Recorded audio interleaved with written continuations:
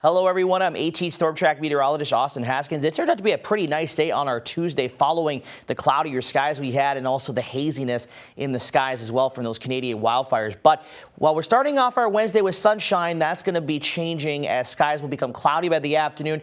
We have an isolated to widely scattered chance for some afternoon and evening showers, maybe a thunderstorm or two. But we're still tracking the potential for heavier rainfall Thursday night and into our Friday. But the good news is, as we get towards the weekend, we will be drying out. Still maybe a little bit of rain early in the day Saturday, but the rest of Saturday afternoon into Saturday night and Sunday right now are still looking on the drier side. So that is some good news there. So let's take a look at future track. We're going to start with the HRRR model because there's still a little bit of variance in how things are going to play out. And you can see this one is actually showing some rain as early as mid to late morning. I'm not totally sold on that.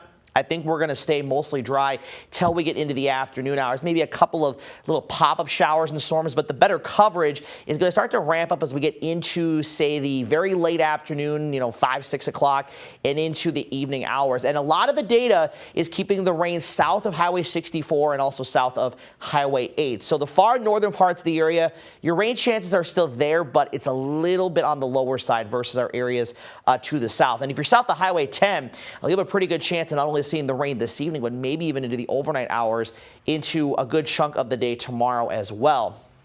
But as the day goes on Thursday, we'll maintain some off and on scattered showers, maybe a thunderstorm or two. But then the rain coverage will start to increase as we get into Thursday night. And this is what we got to watch out for. Now, this only goes out to about 10 p.m., but we're going to have to watch the potential for some heavy rainfall, some thunderstorms to move into our region. So now let's take a look at the graph model. And again, this one's keeping things on the drier side for today, at least most of the day, until we get to the 4, 5 p.m. time frame when you see a couple of showers developing and then kind of a cluster of some showers, maybe a rumble of thunder or two moving east-southeast through the evening. But again, staying mainly south of Highway 64. And then most of the overnight's actually pretty quiet. Now, the reason for the rain chances being on the lower side for this afternoon, tonight, and most of tomorrow is with a stationary boundary that's going to be near Interstate 80 tonight and tomorrow. So the heavier rain and storm chances are going to be down in the Coulee region.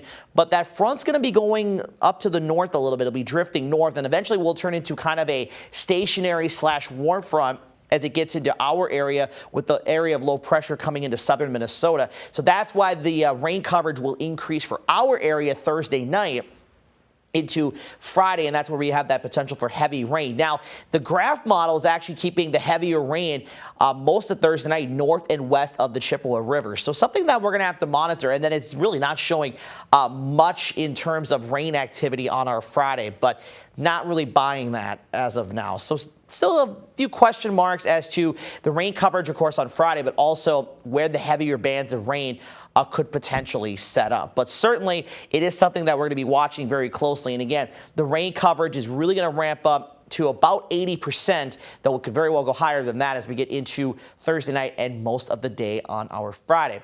Now, how much rain are we looking at? And keep in mind, most of this is going to be Thursday night into Friday and Friday night.